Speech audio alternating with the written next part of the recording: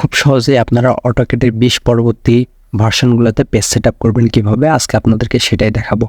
বা আপনারা চাইলেও 2007-এও এই সেম কমান্ডগুলো ব্যবহার করে আপনারা পেজ সেট আপ করতে পারবেন। চলেন শুরু করা যাক। প্রথমে আপনারা অটোক্যাডের এরকম একটা ড্রয়িং পেজে আসবেন। দেন আপনারা এখানে সর্বপ্রথম যে কাজটা করবেন ইউনিট সেট আপ করবেন। এই জন্য আপনারা কমান্ডে গিয়ে দেখবেন UN দিয়ে ইন্টারপ্রেস করবেন। এখানে আপনাদেরকে আরেকটা কথা বলি, আপনারা যারা বিগিনার আছেন তারা জানেন না হয়তোবা ইন্টার এবং স্পেসের একই ধরনের কাজ করে থাকে, সুতরাং আপনারা ইন্টারপ্রেস করতে পারেন আবার স্পেসও করতে পারেন। এরপর দেখেন আমাদের টাইপে কি আমাদেরকে সিলেক্ট করতে হবে আর্কিটেকচারাল। দেন আপনার প্রিসিশন আসবে, প্রিসিশনে আপনারা 0 ফিট এবং 0 ইঞ্চি করে দেন। এই একটা টানকে আমরা ফিট বলি আর ডাবল টানকে আমরা ইঞ্চি বলে থাকি। দেন এখান থেকে ওকে করে আপনাদেরকে পেজে আসতে হবে। তারপরে যে কাজটা করবেন সেটা আপনাদেরকে ডাইমেনশন সেট আপ করতে হবে। এই জন্য আপনারা কমান্ডে আবার লিখবেন ডি দিয়ে ইন্টারপ্রেস করবেন। এরপরে দেখেন এখানে এই ধরনের একটা ইন্টারফেস আসবে, এখান থেকে আপনাদেরকে মডিফাই যেতে হবে, মডিফাই। দেন আপনাদেরকে সর্বপ্রথম যেটা করতে হবে উপরের লাইনের প্রাইমারি ইউনিটস যেটা আছে এখানে আসতে হবে। এখান থেকে আপনার ইউনিট ফরম্যাট এখানে আপনাকে আর্কিটেকচারে আবার সিলেক্ট করে দিতে হবে। এরপর সেমভাবে প্রিসিশন এখানেও 0 ফিট 0 ইঞ্চি করে দিতে হবে। তারপরে আপনার টেক্সট হাইটটাকে আপনারা আপনাদের ইচ্ছা মতোভাবে সেট আপ করে নিতে পারেন। এটা মূলত ডাইমেনশনের যে আপনাদের টেক্সটটা থাকবে ওইটার হাইট বোঝাচ্ছে। তো এখানে আপনারা 1 ফিটও করে নিতে পারেন, 2 ফিট করে নিতে পারেন, বা 1 ইঞ্চি 2 ইঞ্চি 5 ইঞ্চি যারটা ইচ্ছা মতো। আমি এখানে এটা 10 ইঞ্চি করে দিলাম। দেন আপনারা যেটা করবেন সেটা হচ্ছে সিম্বল এবং অ্যারো। হ্যাঁ, এখানে সেম অ্যারো সাইজটা আপনার ইচ্ছা মতো করে নিতে পারেন। আমি এখানে এটা 6 ইঞ্চি করে নিলাম, বা আপনারা 1 ফিট, মানে সুবিধা মতো আপনাদের লাইনের উপর ডিপেন্ড করে অ্যারো সাইজটা নির্ধারণ করা হয়। দেন এখান থেকে ওকে করে দেবেন। এরপরে কারেন্ট সেটে গিয়ে আপনারা প্রেস করে দেবেন। কারেন্ট সেটে 1 থেকে 2 বার প্রেস করে দেবেন, অনেক সময় এটা হয় না, একটু সময় নেয়।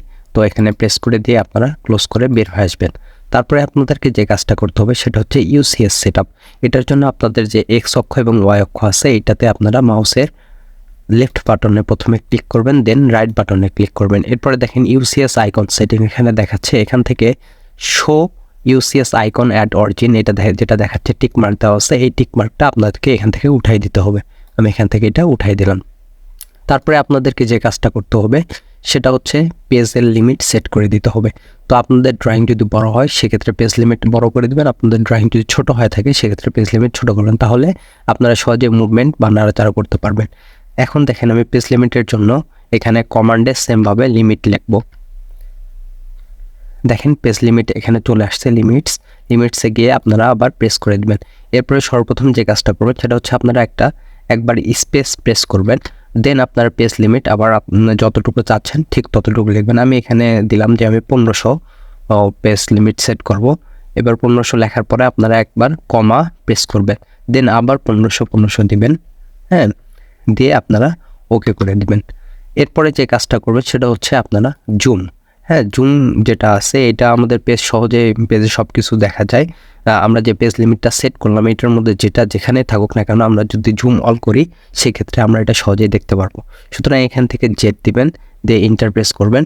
এরপরে সর্বপ্রথম যে কাজটা করবেন সেটা হচ্ছে আপনারা লিখবেন, আবার লিখে আবার ইন্টারপ্রেস করবেন। এভাবে 4 বার ইন্টারপ্রেস করবেন, 1 2 3 4। হ্যাঁ, এটা আমাদের হয়ে গেছে।